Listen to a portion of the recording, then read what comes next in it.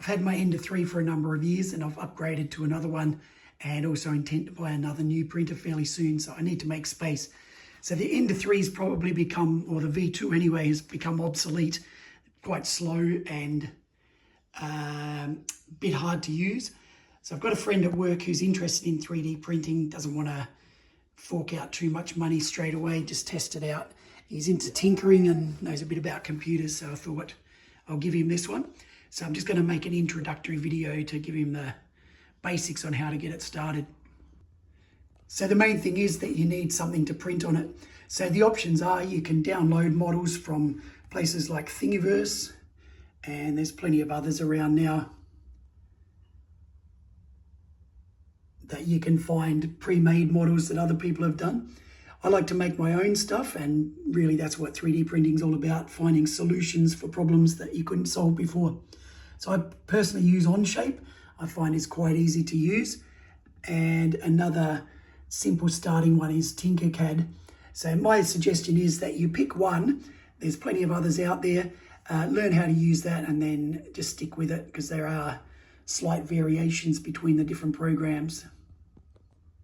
After you've either downloaded your model or made your model, you need to slice it before you can print it on your 3D printer. So again, I recommend Cura just because it's quite easy to use, and I guess really it's easy to use because it's the first one I picked, learned how to use it, and it's simple. So same again, there's plenty of others out there, other slices. Just pick one, work out how to use it and stick with that. So to get started with Cura, for example, you'll need to install your printer. So come up to this tab here. You can add a printer if you haven't already done so. And for the printer that I'm using today, it is a Creality Ender 3 V2. So just for an example, I'm going to print this nut today. So the things to look for is that you've checked you've got the correct nozzle size and the correct filament. So to start off with, I'm just going to get him started on PLA because it's cheap, it's easily available and relatively easy to print with. So I'll slice that one. And with the Ender, or the Ender 3 V2, you do need to save it to a USB. It's not something that has Wi-Fi enabled like a more modern printer. So I'll send that to the USB SD card reader. So the basics on how to get the printer running.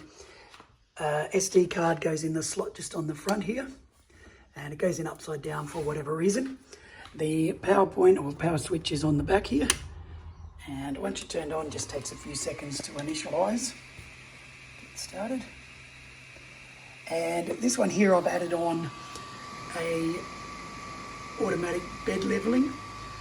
I did add on a filament runout sensor, but I can't get firmware that runs both at the same time. So I thought the bed leveling was better. So down here, just turn the knob to change to different settings here and press to select. So we'll just go through the bed leveling.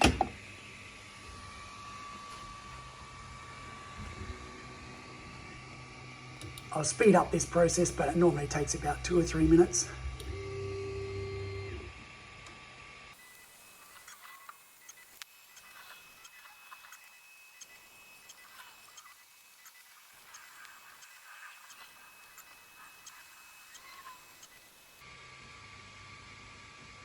So that's bed leveling complete.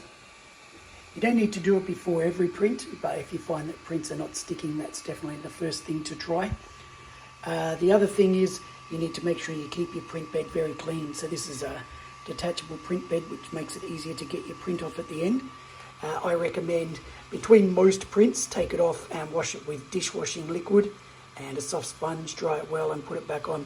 If that still doesn't work, some filaments other than PLA, but even PLA sometimes, best to add glue sticks, so just rub it on there.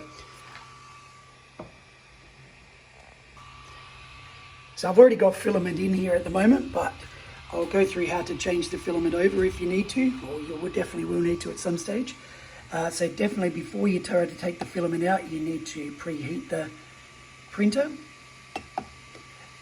And this one, go to prepare, down to preheat PLA, And you can also change those.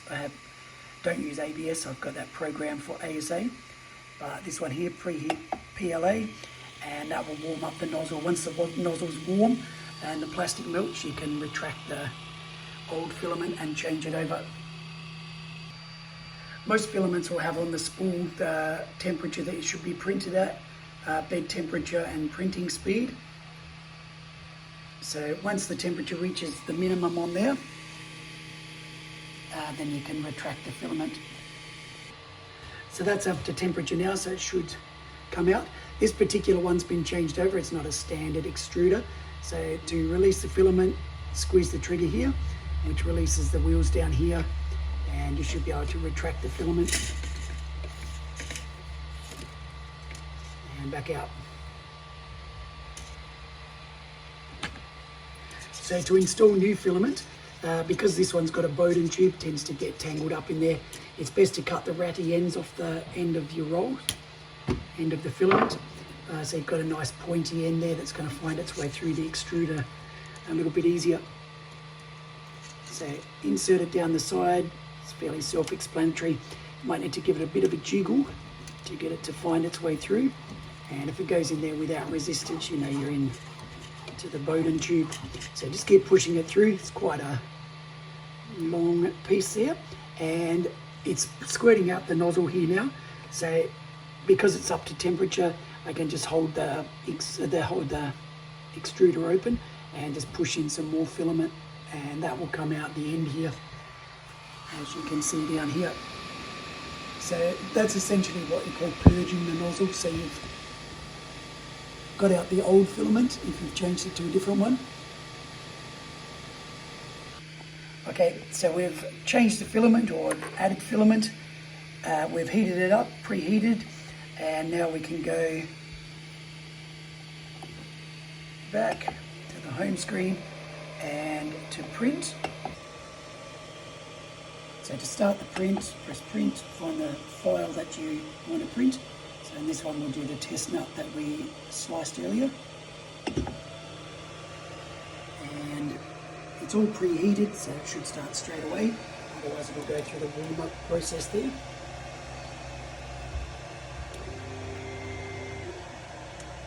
So it just homes itself, finds the center, and then finds the edges before the printing starts.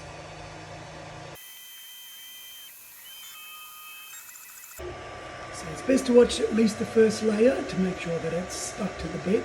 And if we, as we said before, if you do have trouble with bed adhesion, you can try glue stick, but mostly just make sure that the bed is nice and clean. So I'll show you over here roughly how long the print has left to go. 46 minutes, I don't think that's true. The first layer is always slower.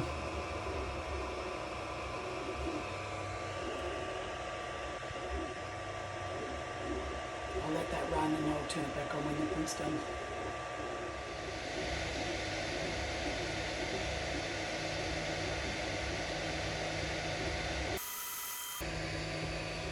So you can see how long it's been printing, how long it's got to go. That's a bit more accurate now that it's towards the end.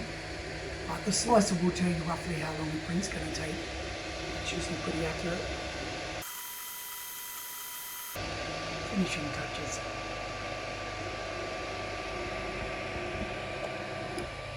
Look at that. So the Ender still, Ender 3 V2, still does great prints. It's as good as any other printer, print quality wise. Just obviously takes a little bit longer. Well, in some cases a lot longer. But they're a good printer in their day. They've just become obsolete over time as other things have become better. So they do have their quirks, the Ender 3 V2, but there was plenty of them around. They're very easy to get parts for, and there's a lot of information online on how to use them and how to fix them. So this one has had a few issues of either overheating or the nozzle getting too cold and the print stopping. Quite often that's either the temperature sensor in the hot end or the Bowden tube becomes clogged and can't push the plastic through fast enough. So again, these are very easy to get online, Amazon, eBay, AliExpress, anywhere, and hopefully they continue to have parts available for a little bit longer. and I'm expecting that as my friend gets into 3D printing, he'll probably upgrade to something else. So this was really just intended for my friend. If someone else has watched it and they've got something from it, all very well and good. Don't judge the quality of my video. Thanks for watching.